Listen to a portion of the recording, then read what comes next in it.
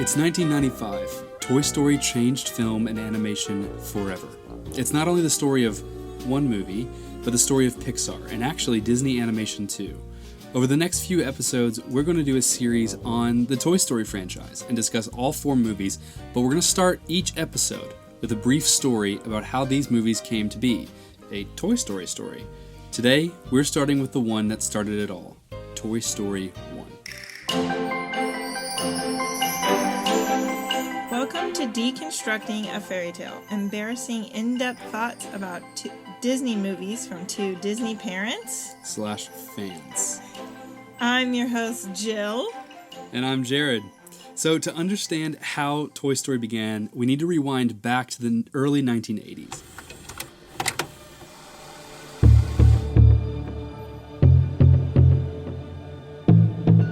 In 1981, a new animator at Disney Animation, John Lasseter, was working on Mickey's Christmas Carol when a friend showed John a project that he was working on.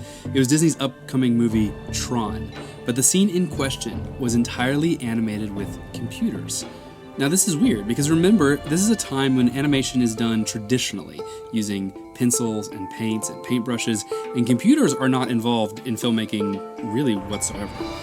But here was this scene from Tron of a motorcycle race, and it was made in a totally new way on a computer.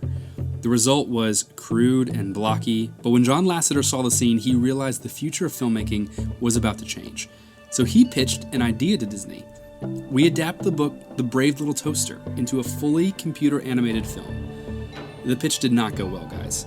The Disney executives did not even allow John to finish pitching the movie before they shut down the project as too expensive and experimental. Minutes later, they fired John Lasseter, and then decided to make The Brave Little Toaster using traditional animation anyway. But John knew that computers were the future of storytelling, so he got a job at a company that was trying to achieve this future, a small group that would later be known as Pixar. Pixar itself has a wild history because at first no one really knew what to do with a computer graphics company. Without going into too many details, let's just say that their history involves the medical field, Star Wars, and Chuck E. Cheese. Computer graphics were just so misunderstood. By the mid-1980s, when Pixar became Pixar, it was owned by Apple founder Steve Jobs, who was fired from Apple and was looking for his next big hit. Pixar not only did animation for movies and commercials at the time, but they also sold computers specially designed to make computer graphics. To be honest, no one bought it, except, funny enough, Disney. In 1988, John Lasseter won an Oscar for Pixar's short film, Tin Toy. It's the very first computer-animated winner for an Academy Award. After seeing the computer animation and the work that was coming out of Pixar, Disney realized there might be some magic in these newfangled computers after all.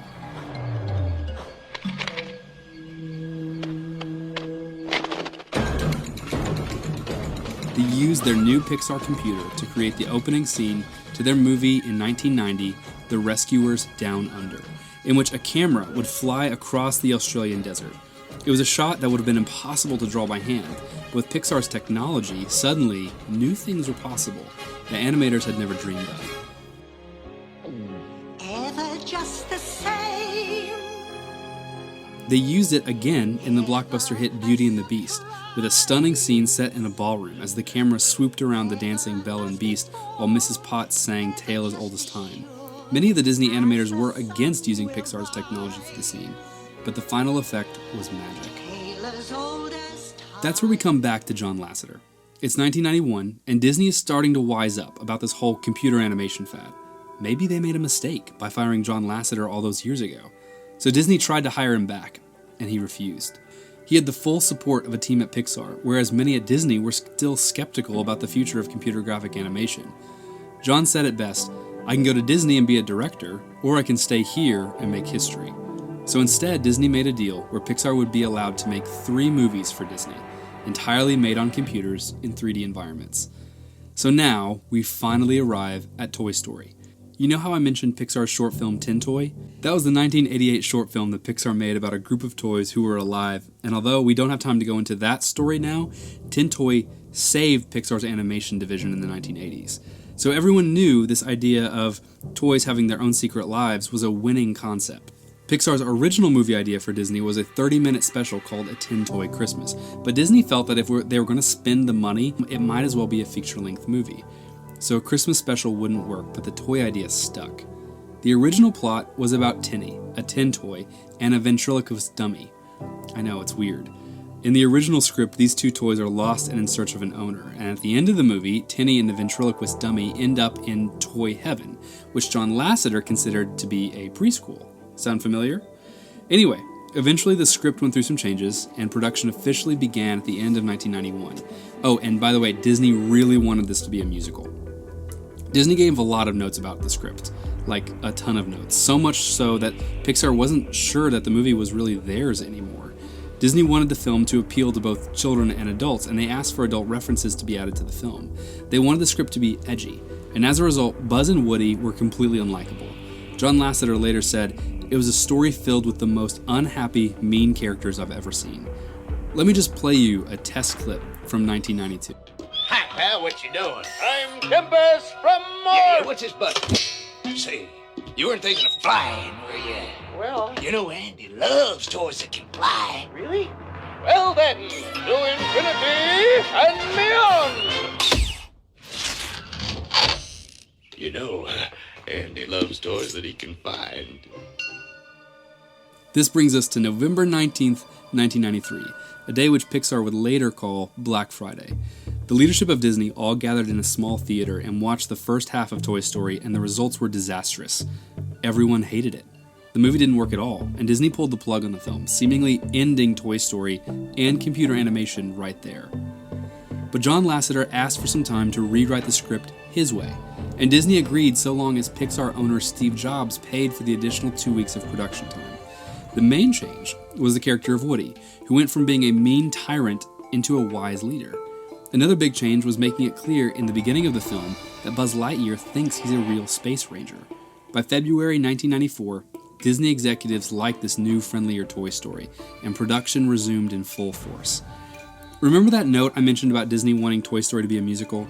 That's because all of the recent Disney animation successes, so think Little Mermaid, Beauty and the Beast, Aladdin, Lion King, they all worked off of a Broadway musical model.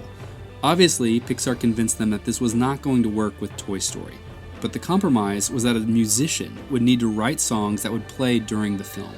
That musician ended up being Randy Newman, who wrote and performed 3 original songs for the movie, including the signature song, You've Got a Friend in Me, which he wrote in just one day. In November 1995, after all of this, Toy Story, the very first computer-animated film, was finally released in theaters. And to everyone's surprise, even Pixar's, it was an instant global sensation. It would be the highest-grossing film of 1995, beating out Batman Forever, Apollo 13, and Disney's own Pocahontas. Although the movie rating website Rotten Tomatoes did not exist yet, Toy Story's eventual score would be a rare 100% among all certified film critics. A perfect score. It was nominated for 3 Academy Awards, and John Lasseter won a Special Achievement Award because of it. It was so successful that 1 week later, it launched Pixar into their initial public offering, finally giving them the financial freedom to pursue the films they wanted to develop. So Toy Story, this movie from 1995, is really much more than Toy Story.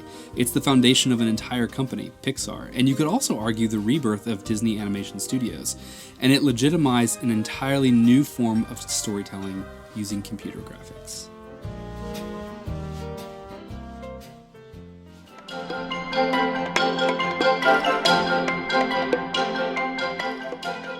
Alright, so that's how Toy Story came to be.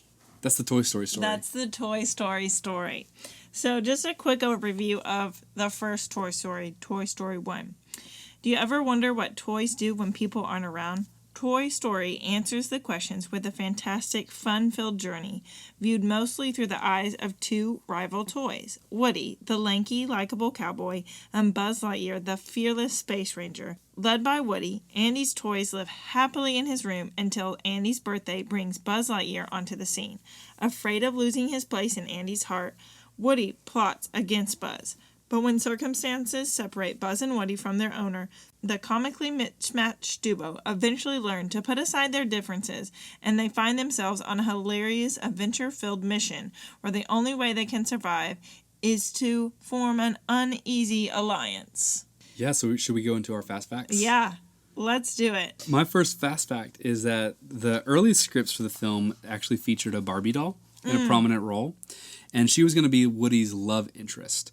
Mattel, though, so that's the company that owns Barbie, Right. declined on the basis that they thought the film was going to be a failure, which honestly, like, a lot of people did. Disney wasn't sure it was going to work. Pixar wasn't sure it was going to work. And Mattel wasn't either. And so Barbie was dropped from the script, and her character was reworked into what eventually would become Bo Peep. Now, obviously, when the film proved to be a success, Mattel did allow Barbie to appear in Toy Story 2. But going back to Bo Peep is actually a reference to the fairy tale The Shepherdess and the Sweep from 1849 by Danish author Hans Christian Andersen. You may remember Hans Christian Andersen as he's the one who wrote The Snow Princess that would later become Frozen. He's the one who wrote Little Mermaid. He wrote a lot of these little kids' stories. And in one of his stories, he talks about kids having toys which come to life when no one is looking. So also kind of like Toy Story. So I don't know. From that couple different facts, number one, Mattel, man, really missing out at the beginning, not having Barbie in this. But also Hans Christian Andersen, just kind of, basically creating the roadmap for Disney and Pixar movies in the future. It in turn ended up being the highest grossing film of 1995. Yeah, so Mattel really missed out. Everyone was pretty wrong on that.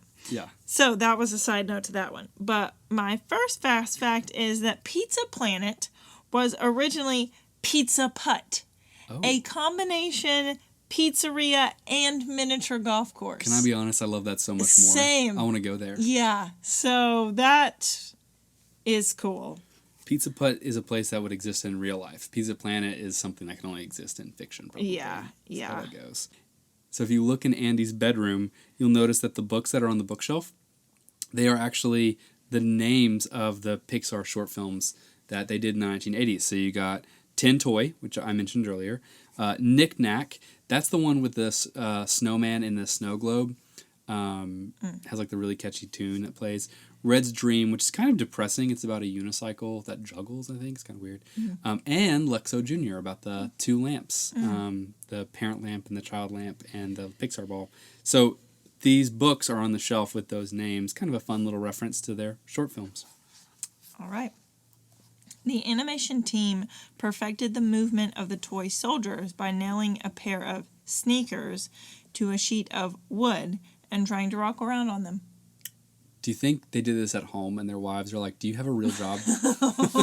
This cannot be a real job. Yeah, they're probably like, what? This is bad. What is it that you actually do? Yeah, it's probably true. That sounds kind of fun, though. Yeah, it does. It'd be fun to try that. My last fact, I only have one more left, is that Toy Story is the only Pixar film to be released on Laserdisc. Oh, yeah, Laserdisc. In the United States. Yeah, do you remember Laserdisc? I don't, but... So for those who may not know, Laserdisc was a precursor to DVD. So it was like we could, instead of just having VHS, we can put an entire movie on a disc. But and it looks like a DVD. It's like shiny and stuff. It's gigantic. Like just Google Laserdisc, and it's like comically huge. Like if a clown were to make a DVD. Yeah. It's like I don't even know. It's like the size of a beach ball. It's crazy. And it's double-sided because each side could only hold like 60 minutes. It wasn't a very efficient, and so it wasn't very popular. Like not that many people bought Laserdisc. So yeah, kind of fascinating history. You can buy Toy Story on Laserdisc on eBay. I looked it up. They go for very cheap. No one wants them. I thought, I bet if you have one of these, it's probably like $1,000. No, it was like $14. Oh, wow. Well, yeah. I mean... People cleaning out their garages like, I need to get rid of this. Get rid of this. Yeah. This is my last fast fact. When Woody is sitting on the bed talking with Slinky, there is a drawing of Woody on the wall behind him. And this is actually an early sketch of the Woody character. Oh, that's sweet. Yeah. Was it drawn by a kid or by an animator? Couldn't tell you. Oh, okay, cool. Because the picture I have in my head looks like a child drew it. Like a child's drawing. Yeah. So. Kind of makes me wonder I didn't get that Is far. it like an in depth. intern? They're like, someone else please draw Woody. We're not using this. We have a new segment today because we're going to talk about all 4 Toy Story movies. We want to talk about what makes each movie unique. What's special about that Toy Story? So that's what we're going to talk about in this next segment. What makes Toy Story 1 special? Jill, you go first. Well, I said it's the first one.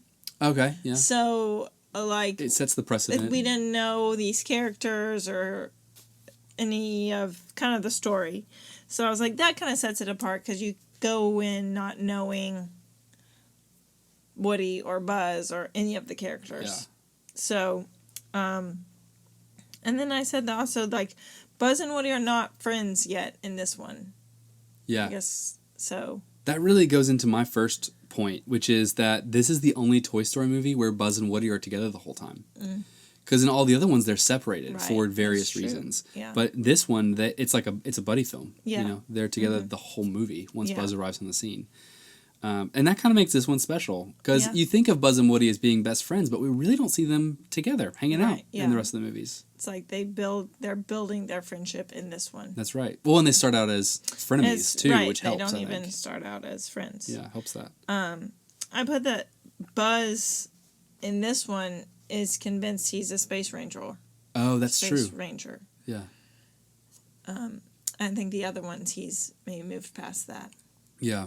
He's also the only other, in terms of main characters, he's the only other one that even thinks he's a real, like, not just a toy, but like a real person. Yeah. There are like minor characters who think that in other Toy Story films. That's interesting. I wrote that it's the only Toy Story that shows the anxiety that toys go through every Christmas and birthday.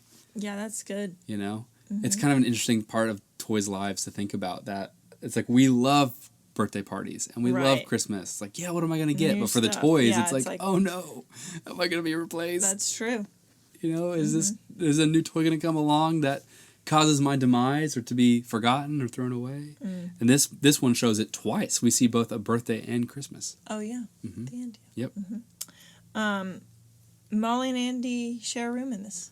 Oh, that's right. That's sweet. And yeah, I think that's it. That's the only Toy Story that they do that in. Yeah, they have their own room in their new house. Each one of them gets their own room. Yeah, the last thing that occurred to me was that I think this is true. You can correct me if I'm wrong. I think this is the only Toy Story movie in which the toys come to life in front of a human. Oh yeah, I think so. When at the end, Woody and the gang come to life in front of Sid to scare him. And the other Toy Story movies, and which is probably for the best, I think this creates more questions than it does solutions. So I think Disney Pixar team knows that, and they're like, let's not do that again. Yeah. Creates too many problems. Yeah. Like, I mean, I don't know where we should put this fact, but like Buzz, even when he thinks he's a real space ranger, he freezes when humans are around in Toy Story 1, which does not make sense. So I think there's like this question of like, can toys willingly make themselves alive around humans or not? And it would be easiest probably just to make a rule that like as a law of nature, they cannot become whatever conscious or whatever in front of a human. And then they do that in Toy Story 1. So I think the team was like, let's not do that again. Yeah. Probably. They had to. Then got their story foundation. It's not like in Star Wars, when in every movie they got to blow up another Death Star. Right, exactly. Yeah, these writers are actually good. Let's just do the same thing we did before. That worked before. Let's do it again. Yeah, that's right.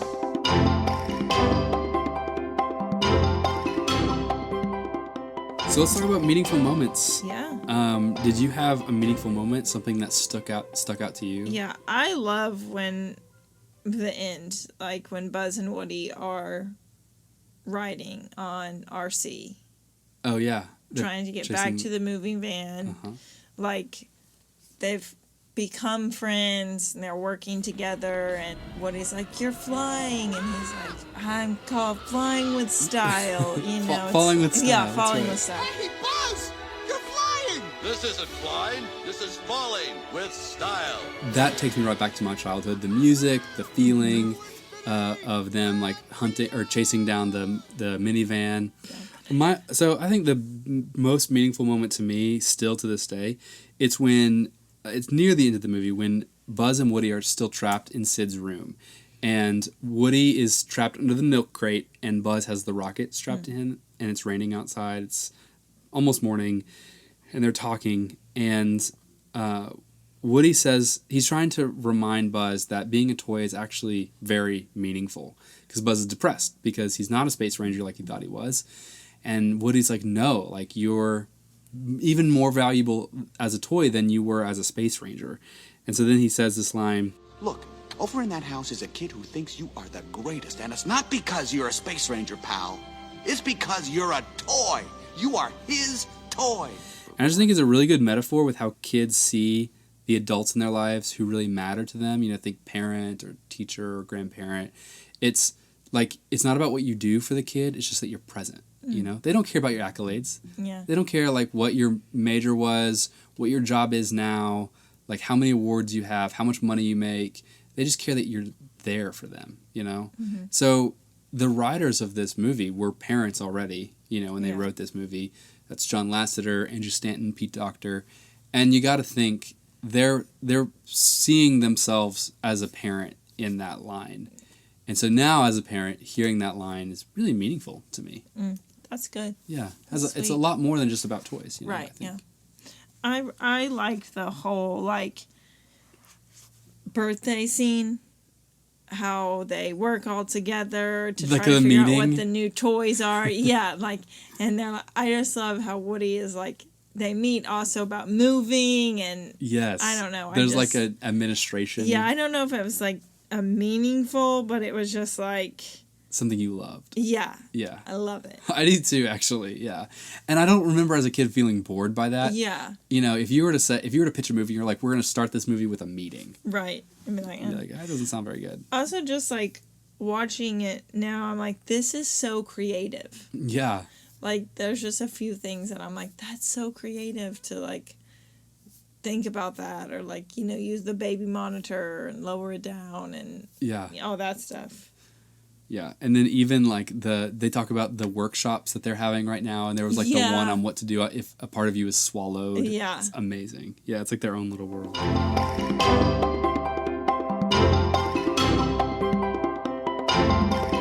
So also unique to our Toy Story conversation is we want to talk about Toy Story theories. And we're going to do one each episode. So I want to start with Andy's dad. Let's talk about Andy's dad today, because this is a hot topic.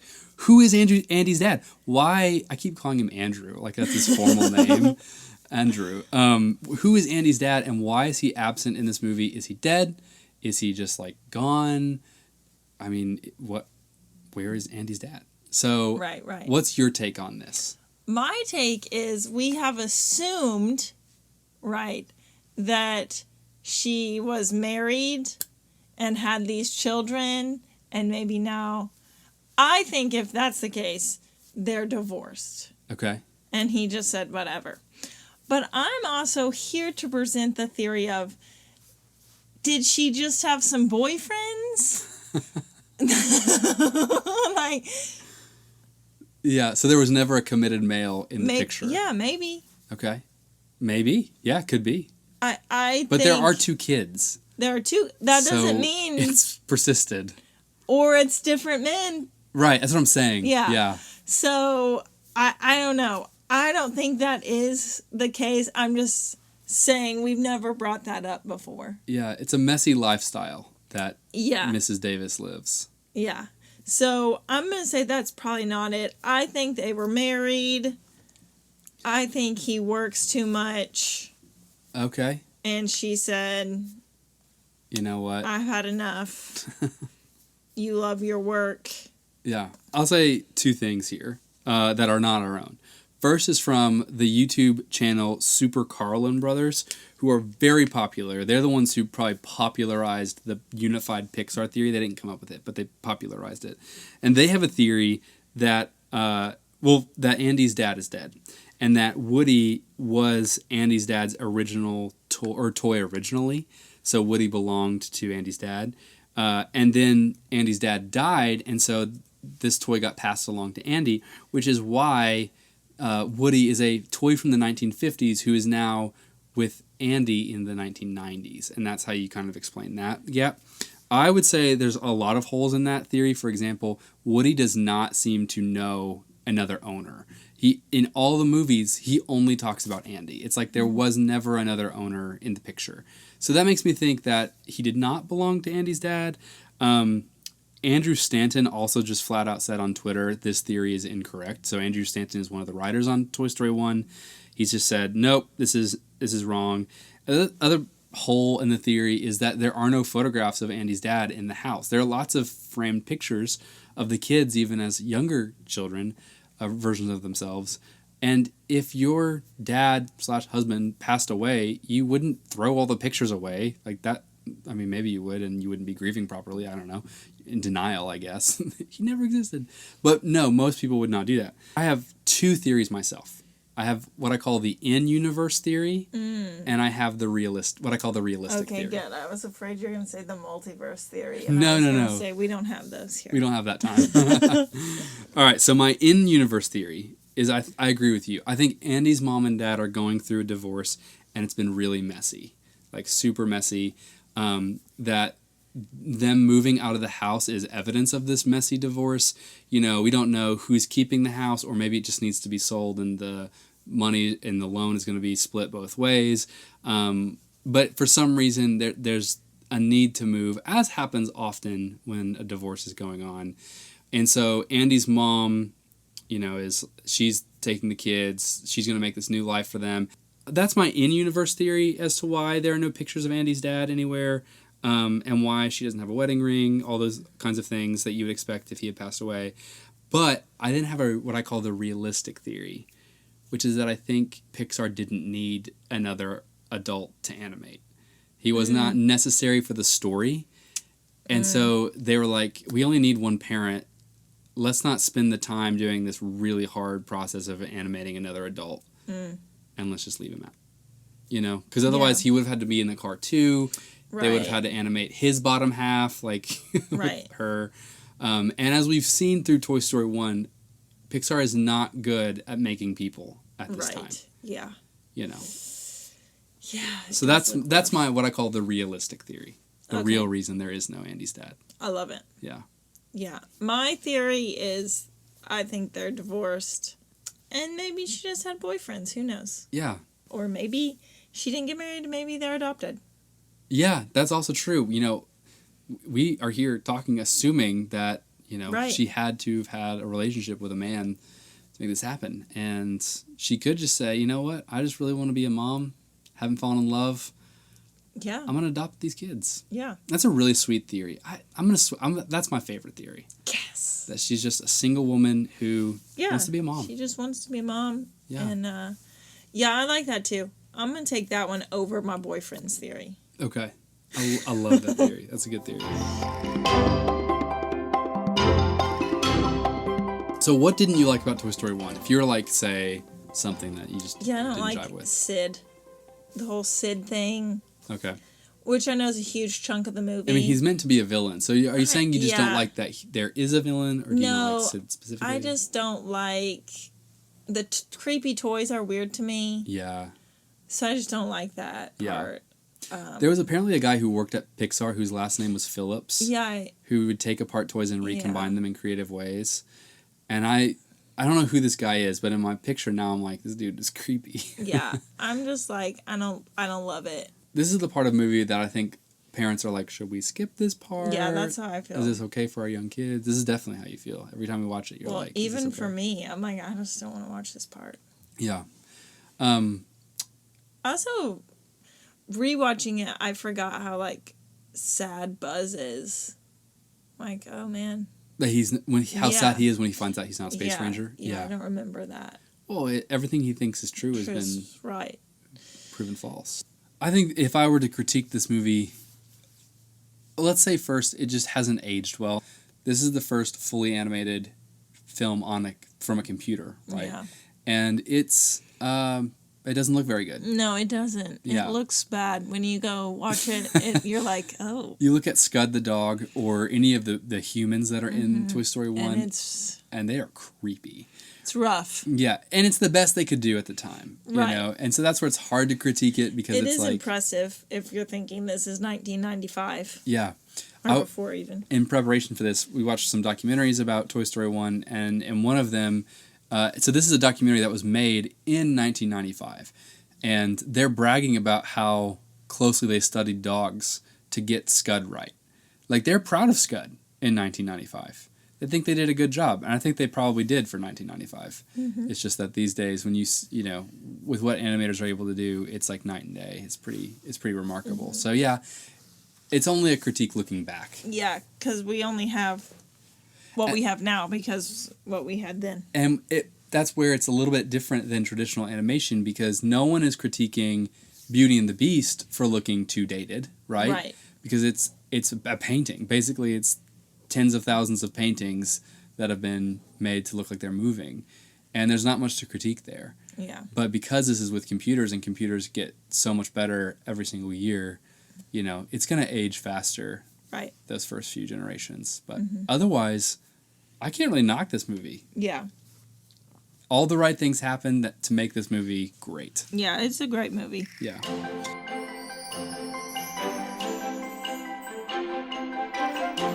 So, Toy Story 1, what's our rating, Jill, for Toy Story 1? Theater night with pretzel bites. Theater night with pretzel bites. So, it's worth the date night. It's worth the babysitter. Although you should bring the kids to this one. Well, thanks for listening, guys. We're going to go through Toy Stories 2 through 4 coming up here in the next few episodes.